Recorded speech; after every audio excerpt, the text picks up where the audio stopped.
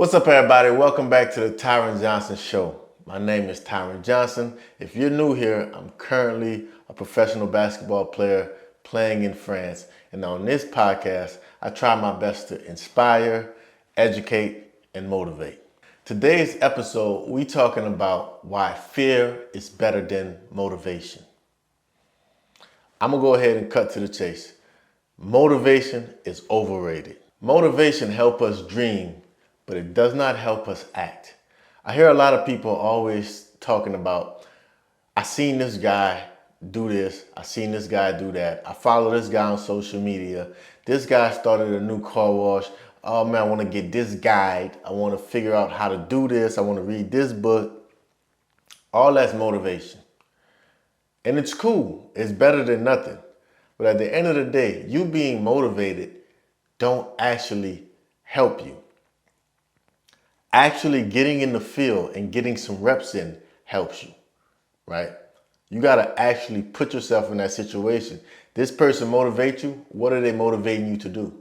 Whatever that is that they're motivating you to do, you start doing that and get motivated along the way. But if you keep on watching, you watch 100 YouTube videos, you do 100 different classes, you read 100 different guides, you're just going to be reading and you're going to look up 2 or 3 years pass by. While all that time you could have been in the field getting some real reps in, and you can become somebody else's motivation. Because when you working on your craft, you find little opportunities just start to pop up. Luck start presenting itself to you. When you just keep on reading all these guides and you just keep on, going through all these seminars, you miss a lot of opportunities because you're not putting in no real work. You're dedicated, you're motivated, but you ain't really in the field getting any reps. So nobody would know how to even pay you. Nobody would even know how to work with you because all you've been doing is just being motivated. You've been telling people about your dreams. You've been telling yourself about your dreams. You're fired up every day, and all you're doing is gaining more knowledge and more knowledge and more knowledge. Cool, but you know when you get the best knowledge? When you go out and fail. When you go out and mess up, when you go out and do some things and you look like you don't know what you're doing. You don't like that feeling. And you know what that feeling is called? That feeling is called fear. You don't want to be the person that's being laughed at. You don't want to be the person that the people are saying that this is lame. This is not a good product. You're not a good worker. That's fear. You're afraid of that. So use that motivation to understand where you're trying to go. But understand, whenever you fear something, you don't care about motivation. All you care about is getting something done. See, I use motivation in my morning routine. Every morning, I'm very, very, very serious about my morning routine. I wake up, get my sunlight, get my push-ups, do my stretches, eat, meditate, everything. I'm very serious about that. During those times when I'm doing my yoga, when I'm doing my meditation, when I'm eating my food, I'm having some type of quotes around me. I'm listening to some type of motivational podcast. I'm getting motivated. I'm getting amped up. But after my morning routine is done, which takes me about 45 minutes, I'm full on worried about fear. I'm terrified to continue living the life that I'm living today, right? I love being a professional athlete. I've accomplished my goals. My dreams have came through, but my dreams end up being not what I thought it was going to be. I love the game, but I hate the business. So I play basketball now. It's fun. I still love it. I'm dedicated to it, but it's not the life I would want to live for the next couple of years. So my fear is that I can't live the same standard of life that I'm living today. So I have to be able to live in these same type of homes. I have to drive these same type of cars. I have to have this amount of off time. I have to be able to spend time with my family. So that's what I'm afraid of. So when I'm in the gym, I'm scared. I don't got time to play around. I don't got time for emotions. I don't got time for the business of the game because I'm terrified to continue living this life. So what dedicates me is the fear. I'm waking up, I don't want to work out some days, but I'm scared to not live the life that I want to live. I don't want to show up to practice some days, but I'm terrified because I don't want to live the life that I currently live. I want to make a change in my life. So that means that I have to go all out every day, all the time, because I'm terrified of living this life. And one would call this life successful. And it is successful. I'm not complaining. But what I'm telling you it is, there's another version of life that I need to get to. Because this one's cool, but it's not the one I truly enjoy anymore. Especially when I'm having a family, I want to have kids. You know, I want to be around my other family members. It's just not the life I want to live. So I make sure that I'm putting myself in a situation to make an easy transition out of this job when I'm done. Because I see a bunch of guys leaving out this job and they have nothing else to fall back on. You don't want to be that person. That's not fun, I promise you. The thing about fear and why I'm so high up on fear, because fear makes us react. You know, when you're afraid to be homeless, you react. When you're afraid to be carless, you react. When you're afraid to not have your bills paid, you react. When you're afraid to not get drafted, you react. It's one of the most powerful emotions that we have as humans. Like, you see people, whenever they feel threatened, they become super strong. They become super fast. Put a dog behind me. I'm terrified of dogs. Put a dog behind me and clock me in the 40. I guarantee you I'm way faster when a dog's behind me than when I'm normally running. So the question is, how do you get to that level of speed without the dog? How do you naturally, this become your norm? You always sprinting at this speed without the dog behind you. That's what I'm chasing. That's the fear that I'm chasing every day when I'm doing what I gotta do to get the life I wanna get. I need to have that dog chasing me, because I know when that dog chasing me, I'm fast, I'm nimble, I can jump, my senses are super high, I'm paying attention to my surroundings. That's what fear does. It's one of the most powerful emotions we have as humans, and it's natural. The thing I really love about it is, it's like I'm saying, like my senses get so high, it's like I become laser focused. I become laser focused on whatever I want to do, right?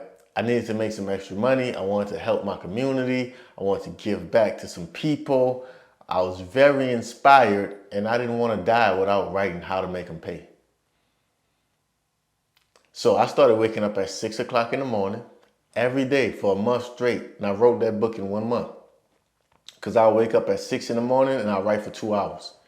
A lot of things were deleted. A lot of things, came and go. But at the end of the day, I was laser focused because I didn't want nothing to happen to me and that book not be released. I didn't want nothing to happen to me. I wanted to leave that with the world. Bro, I thought that book was very important for players like me, or people like me. People that was overlooked, undervalued, never really given a fair shot, and still make it. Perseverance. Persevered through all of the steps and made it happen. I had to put that book out by any means necessary. And it's one of my most proudest accomplishments that I've had in life. So how did fear help me? Fear helped me because when I was coming up in school, where I come from, you look up Vacherie, Louisiana, the river parishes in Louisiana, and you will see it's called Cancer Alley. And I didn't know it was this bad at this extreme when I was young, but I just paid attention to my surroundings, and I seen they were trying to force us to do a couple of things. Work with our hands, like work in the field, do wood, do welding, things like that. But the one thing that they was really pushing was for us to work in the plant. They say if you work in a plant, you become an operator, you can make 70, 80K, you living in the country, lifestyle, cost of living is pretty cheap, you'll be fine, you live in the American dream, right?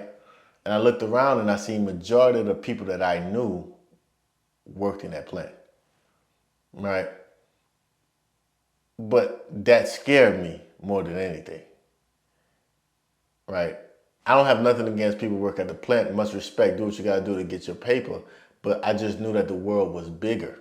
I was obsessed with history and geography, and I just seen like, yo, the richest people in the world ain't working in the plant. They own the plant. The richest people in the world are seeing the world. They're not going 20, 30 minutes around and that's it for them. That was my biggest fear. It motivated me to get from where I was because I was not going to work in a plant by any means necessary. Couldn't do it, can't do it, won't do it. Only time I would do it if it's an emergency. Like this, like my last stop. But my motivation was really to never have to work in a plant. That's it. I used to work out on the levee, right, in front of my street in Wallace, Louisiana, and I would see my uncles, my friends' fathers, my brother's friends, and I would see these guys get off the Avondale bus. Avondale was a city like 30 minutes down the road where the plants were, and they had a bus that would take them from their location to the plant. And I seen these guys get off that bus every evening. Tired, exhausted, dirty, no life. You know, some of them had time to play with their kids, but they was kind of too tired, which I understand. And I was just like, bro, I'm not trying to go out like that. I'm not trying to do this until I'm 65 years old. Hell no, I can't do it. So I'll be on a levee doing sprint drills and I add 10 or 20 more sprints. Just because I was like, bro, you can either do this or you can do this. I'm like, this is keeping me young. This is keeping me alive. That'll kill me. Because I'm too motivated to help change the world. I'm too motivated to get things done than to just be on an assembly line, than to just get products made for somebody else's dream. I couldn't do it, right? But that's what I was afraid of. And that's how fear helped me get a college scholarship. And I was afraid in college that if I'm done with that, I'll go to coaching some high school or working in a plant because the money's better in a plant. And I was just like, nah, I got to get to the league. I got to become a pro basketball player. I got to get paid from dribbling this ball, use this money to start my own company, use that to make basketball even better, music, everything that I'm into. So that was my fear. And it helped me a lot. So how can fear help you, right? Fear can help you set realistic goals. See, whenever you're afraid, your goals become more realistic. When you're not afraid, you start setting goals like, yeah, I want to be a #1 pick. I want to be a first-round pick. I want to go to Duke. I want to go to Michigan. I want to work for Oliver James and Associates, or I want to work for Chase Morgan. I want to be one of the top execs at Facebook. Okay? Well, you don't got nothing to fear because housing is paid for, you got food in your mouth, you got a car. You know, life is pretty easy for you. But when you at rock bottom and you're afraid you don't know how the lights is going to be on next week, you don't care about first round pick, first pick, top 10 pick.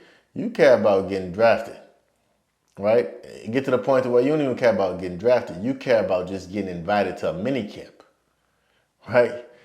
So your days become real focused. It ain't no distractions. It ain't no I'm hanging with this girl today that I'm dating and we're about to go on dates. Ain't no dates. All that sacrifice. All that sacrifice because whenever you're trying to get to where you want to get to, you got to be laser focused. And fear can do that. Motivation can't do that. Only fear can do that. Now, the way I want you to use motivation is to think about the life that you don't want. So use fear as motivation. Think about the life that you want or the life that you don't want, right? The things that you want, write it down. What type of car you want, what type of house you want, where you want to live at, how you want to structure your days, what type of family you want, what type of wife you want, what type of religious belief you want, what type of charity work you want. All of these things, write it down. Where you want to live at, write it down. Where you want to travel to, write it down. See how much your rich life, that's a rich life. See how much that really costs. You will see that it don't cost much. What costs a lot is Lamborghini trucks, Bentleys, Rolls Royces, mansions, Christian Dior, Louis Vuitton, material things, things that bring you no value. That costs a lot. But most people just want to get by, right? Most people just want to be comfortable. They don't want to have to worry about money. So with that being said is, figure out what your rich life is, right? And use that as your motivation. And then figure out what a poor life is. The life that you don't want. Maybe it's the life you're living right now, or maybe it's the life of an example of somebody that you know that you don't want to live. Use that as motivation. That's going to scare the shit out of you. And that's going to make sure that everything that you're doing in life is aligned with your dreams and goals so that you can accomplish them, because you know what your life want to be, you know what you want to be with your life, and you know what you don't want to be. That's how you use fear as motivation, right? And that's why I think fear is better than motivation. If you made it this far in the video, please like, subscribe to the channel, share it with a friend, tell a friend, tell a friend. Just like we come back every Monday, man. Every day you got to make them pay so that one day you can live a truth life. I'm out.